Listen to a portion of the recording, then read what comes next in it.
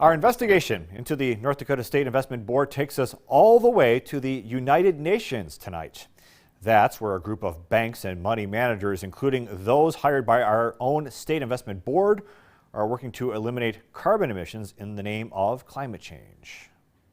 Nicholas, the group is called the Net Zero Banking Alliance, and it is a part of a UN-backed global campaign to effectively phase out fossil fuels. But this group is now under investigation by the attorneys general in 19 states for, among other things, allowing an international body like the United Nations to set lending and investing policies for U.S. businesses, including businesses here in North Dakota. 2 months ago, we reported that our State Investment Board has hired a number of Wall Street banks and money managers who are openly opposed to fossil fuels and who are urging investors to divest from the fossil fuel industry.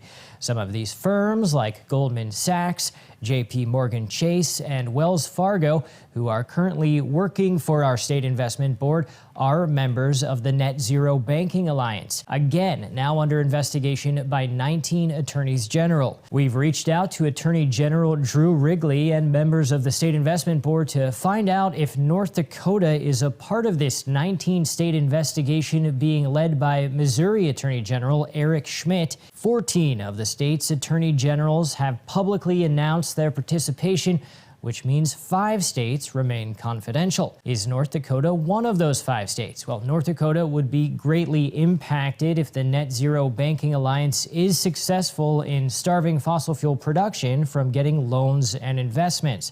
Last week, in a press release, Missouri Attorney General Eric Schmitt stated, "We are leading a coalition investigating banks for ceding authority to the UN, which will only result in the killing of American companies that don't subscribe to the woke climate agenda. These banks are accountable to American laws. We don't let international bodies set the standards for our businesses." So far, we've heard back from 2 State Investment Board members. North Dakota Lands Trust Commissioner Joe Herringer says he does not support the UN's Net Zero Banking Alliance. However, perhaps the bigger question is, will the Attorney General and State Investment Board take action on this issue that impacts an industry that provides thousands of jobs for North Dakotans and millions of tax dollars? KX News will continue closely covering this story and update you on our communications with the State Investment Board and AG's office. Back to you. Josh, thank you very much. Hoping to